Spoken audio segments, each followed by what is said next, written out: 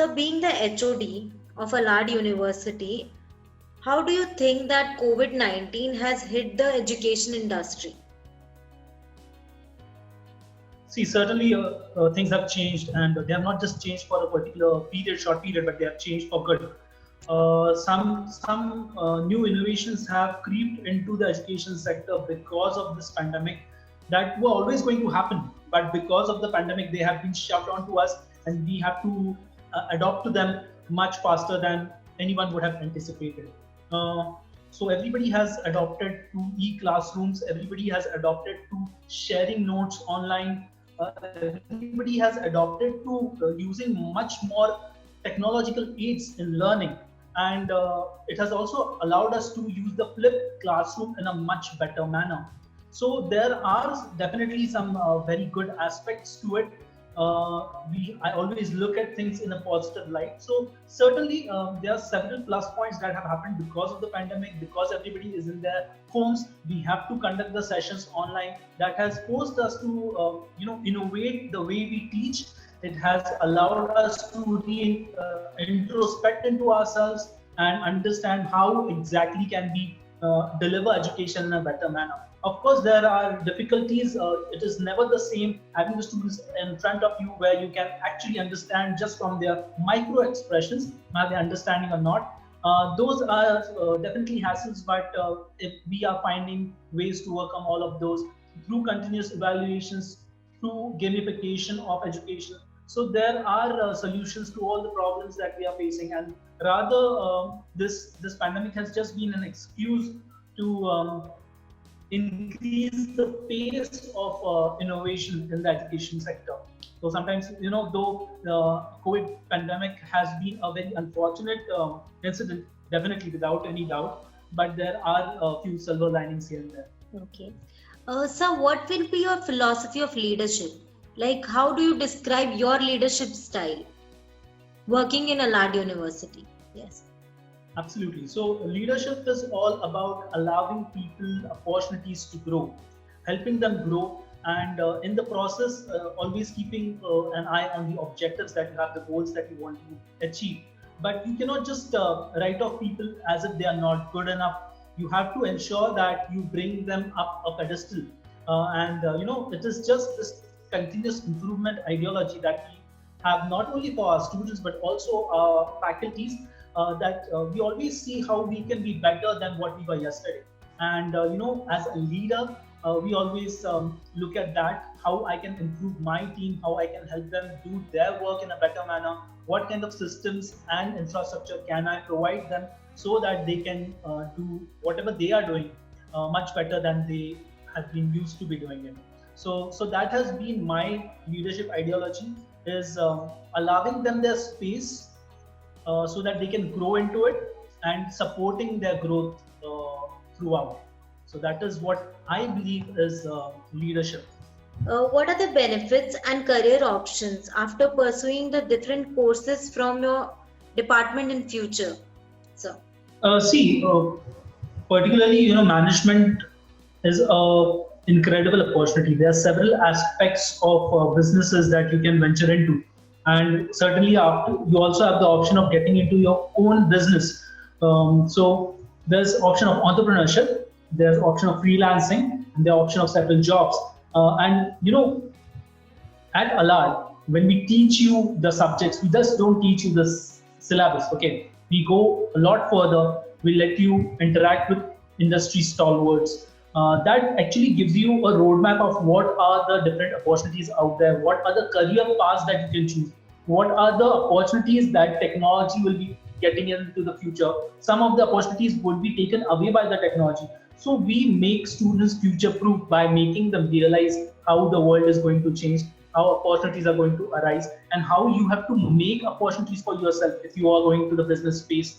So, there are a lot of opportunities. One can get into different aspects of management. One can get into finance, HR, marketing, supply chain, events, public relations, corporate communication. There's so much more that a student can do. The opportunities are endless when you want to get into entrepreneurship. And even in that regard, we have several clubs in our college that make students realize the opportunities that are out there. Like we have the Entrepreneurship Development Club, we have the Smarketeers, that is a marketing club that we have. We have the Wall Street Wolves, that is the finance club. So there are several clubs that are there that take the uh, process of education and learning uh, to the students, and they take it forward, and there's a lot of support from the institution, but the initiative is at the students end, and that exploration of knowledge that really makes the opportunities boundless. So certainly a lot of opportunities for someone who is searching for them, and we train our students to do that. Okay. So, how do you plan on using the immense knowledge and experience you have gained and being an integral member of this institute? One thing I have realized very humbly is I know very less than what I don't know. So whenever I am guiding my students, I consider myself a guide rather than a teacher. I realize that there would be so many things that students might know that I do not know. So I always give a lot of respect to their opinions, their views, and they are very optimistic and their dreams. We shouldn't write them off. As that is what I've learned. And just looking at the student, looking at their mark sheet, you cannot just assume that a particular outcome is written for a particular student. So you have to instill that faith in the students. You have to make them optimistic. You have to make them believe that if they have something in mind, they can achieve it. And one definite thing is there, that you cannot just have fluff dreams. You cannot just have unrealistic confidence. You need to back it up with knowledge and experience and pragmatism. And that is what we try to instill in the student by giving them a ground reality of what is happening, by giving them experiential learning opportunities, by sending them for internships, and giving them life projects. So that really gets them to understand what are the ground realities. But in the process, we never write them off. We don't tell them what are the ground realities just so that okay, तुम बहुत बड़े ख्वाब देख रहे हो, बस करो, ये है originality. No, that is not what we do. We make them realize these are the challenges, and we then tell them that these challenges are basically opportunities for you, because other businesses are facing these challenges. If you can overcome these, and then there's that opportunity for you. So that is what I've learned in my short career, that never write anybody off. Give them the faith and confidence and the knowledge, and show them the path, give them the strength. They will walk on it. Sir, according to you, what makes the education industry the best industry to work in? See, education industry, there are several aspects to it. Certainly, one very basic aspect is you are able to instill change in the society. You are able to contribute to the society. You start the growth engine of the society by sending out talent out there. But then that is also a huge responsibility. You cannot just make degree holders that are just going to be unemployed at the end of it. You have to make a skilled individual. So the education sector is a huge opportunity to make a significant difference to the nation and to the world. So that is a fantastic opportunity. You are able to mold lives. So therefore, definitely, education sector is immensely interesting and exciting. Of course, there are challenges that education sector always has. With the new educational plan and policy, there are more challenges, and along with them, there are more opportunities. So, like any other sector, one has to look at all the stakeholders, how we can create value for every individual, every stakeholder, not only the students, but the society, the faculties. We have to ensure that there is adequate research that is happening, so that the collective consciousness of the society also improves. So, the education sector is not just about giving degrees to a student. It is much more than that. There is definitely a social responsibility that we have. There's a research responsibility that we have. And definitely the education sectors, the colleges, they need to look at all their stakeholders when they are running their institutions. And that is the view that everybody in the education sector needs to have. Sir, according to you, what is your opinion on the latest National Education Policy 2020? Certainly, it's it has opened a lot of doors for new things to happen. The greatest thing is you can learn whatever you want to learn. You can mix and match your interest areas. It need not be in the same domain. Okay, so that is liberal education is what that has come into it. So Yes. that is very interesting. That is very exciting. That will open up many doors when two very separate. Domains of knowledge they converge into each other.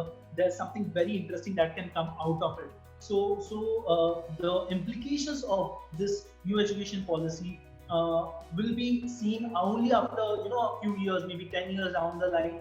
You will start seeing what are the impacts of this new education policy. Also, what is going to happen is we are going to have a lot of international universities coming into India and collaborating with different colleges. We ourselves are looking at such collaboration opportunities. We have been in talks with a few universities. So, it is going to bring in, the best of the infrastructure and technologies and pedagogies to the Indian education sector. And it is just going to improve the quality of education, the quality of careers, even for those who are in the education industry. So it's very, very optimistic. It only now what remains to be seen is how it is implemented and in what time period. Because every time there's a change, there's a lot of people who suffer during the change, and there's a lot of confusion. So it remains to be seen how this transition takes place. But I'm pretty optimistic that the eventual long-term impact of this would be hugely positive.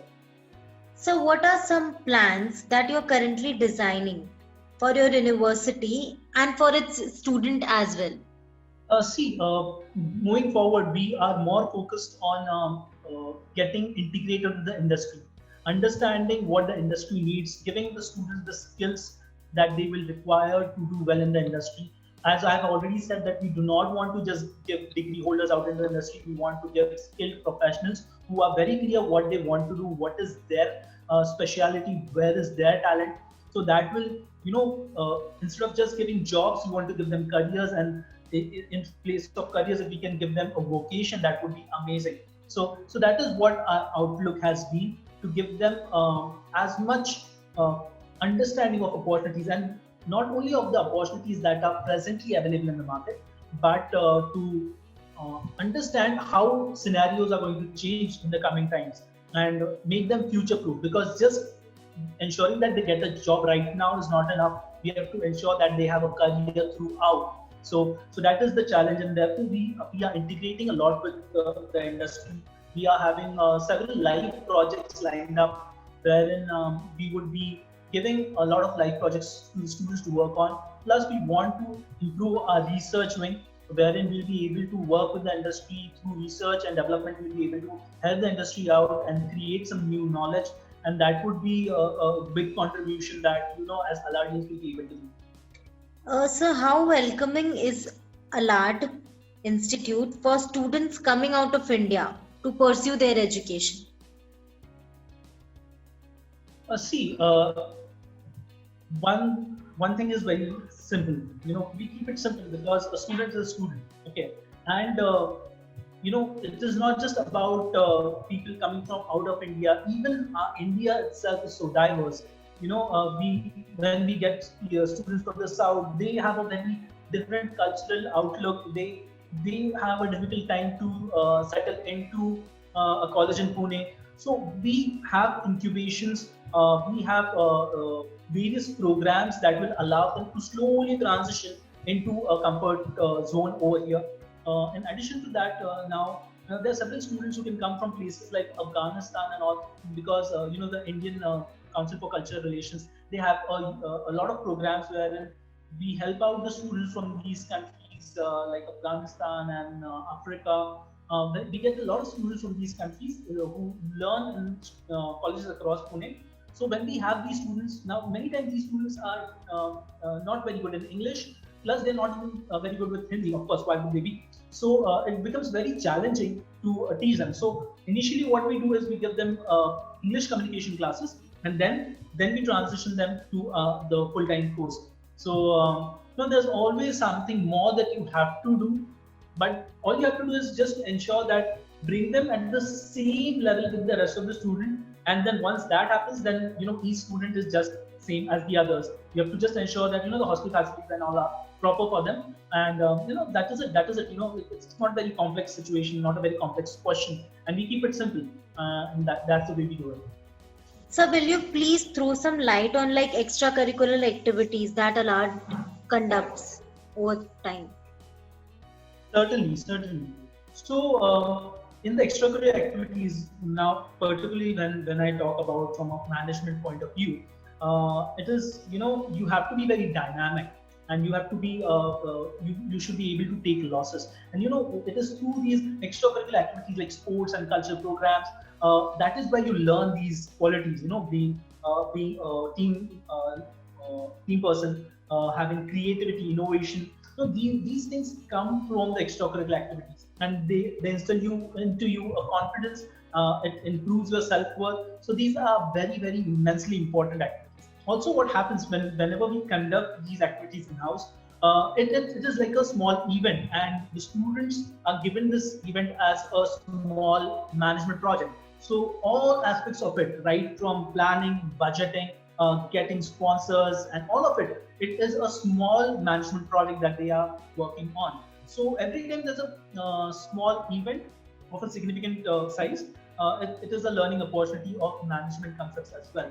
And of course, we do respect a lot when it comes to art. So we have like a club called Kalantikari, that is Kala and Kranti. We believe that to bring a revolution in anything, you need a creative mindset. Therefore, we have this Kalantikari. It is all about creativity, and these students they constantly have some or the other workshop in order to increase their acumen in their creative art forms. And we also have a very good sports infrastructure. We are now making a football ground that would be in line with the FIFA regulations as well. So a lot of things are happening, and that keeps the campus life very, very interesting, because college time should not just be all about studies and internship and life projects. It should be about fun. It should be about meeting people, having bonds, and extracurricular activities are the way that these bonds are built. And this bond, these networks that are built right now, they stay with you for your entire career, and they help you in ways that you cannot imagine. So certainly there's a very important place for extracurricular activities, and we have several of those throughout the year. Like in every month, there are at least 3 activities that happen. So that keeps us busy. That increases the workload for the faculties, but we don't have to worry much because we have clubs in place who take care of these activities. So these keep on happening, and it keeps the environment in the campus very lively. So what is it that you would like students to know about ALARD? So see, this is an institution which keeps things simple. Okay, its ideology is to give the student as much as possible. So we go much ahead of the syllabus that is prescribed by the university. The syllabus, the exams, the results are just a byproduct of whatever you are doing over here. So we prepare you for your careers, not for your exams. And therefore, you will see that in ALARD, there's always something more going on. There are guest lectures that are going on. There are industry visits that are going on. There are live projects. There are extracurricular activities. There are add-on courses. So, like right now, we have started with the new batch, and we have straight away started with our first add-on, that is basic English communication for those students who have some difficulty with the English language. Immediately after that, we'll be having corporate communication. After that, we'll be having Microsoft Office certifications. So continuously, there's some kind of value addition that is going on, and some student might really feel, oh my God, this is so much. I cannot handle so much. But this is what is required to be successful in the cutthroat competition out there, and we are just preparing you for that. So when you come to ALARD, you are here to do your tapasya, and then you will get your manchaha vardhan at the end of it. Rightly said, sir. Any suggestions, sir, that you would like to give to the aspiring students? Certainly, goal setting. Many students don't know exactly what they want to do, and the sooner they realize what it is that they are meant to do, the better it is. And the only way they can get to know this is by keeping on exploring. Read very often. Explore every time. Suppose you are sitting for a session and you understand 10 things and you do not understand 20 things. That is a good session, because there would always be so many things that you do not know. I cannot give you my entire 30 years of knowledge in just 30 minutes of a session. Okay, so every time there's a session and you get to know things, there should be more things that you don't know. And these are basically the opportunities that you have. Okay, these are the things that I don't know. I need to go out and learn about it. So you should always be excited when you come across a concept that you don't know, because that is a learning opportunity, and every learning opportunity can be a career opportunity as well. So people should be excited to learn, know more, because you never know what is going to build your career, and what is going to take you to success. Thank you so much. Thank you for your time, sir. Thank you, Shreya. It was really kind, and it was a pleasure.